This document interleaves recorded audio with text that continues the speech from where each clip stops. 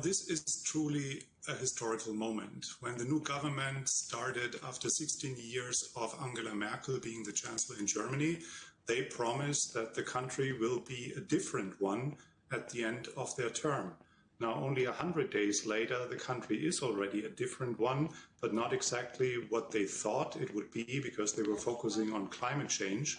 And now they live up to expectations that have been expressed by French President Macron, that Europe should create something what he calls security sovereignty.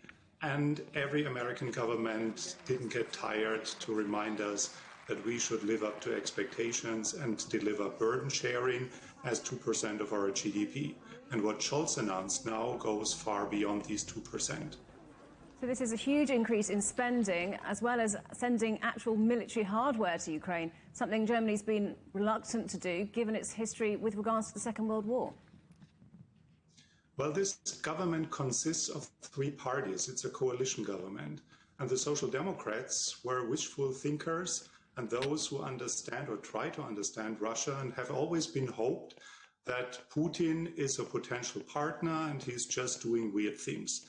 Now they understand that he's a threat to our way of life and to countries in Europe, and that he's willing to start an invasion in a country that hasn't done anything to trigger this. There are also liberals, and they have been into austerity and become the biggest spenders, as the Minister of Finance, who is from the Liberal Party. And last but not least, the Green Party started as a peace movement, and they are the ones to initiate defense weapons for our allies and partners, and even a non-NATO member like the Ukraine. So a lot of things have changed, and ideological guarantees are no longer existent. So this complete turnaround does damage former German Chancellor Angela Merkel's legacy, doesn't it, in both military and energy policy? Well, I wouldn't go as far as calling it a damage. We live in different times.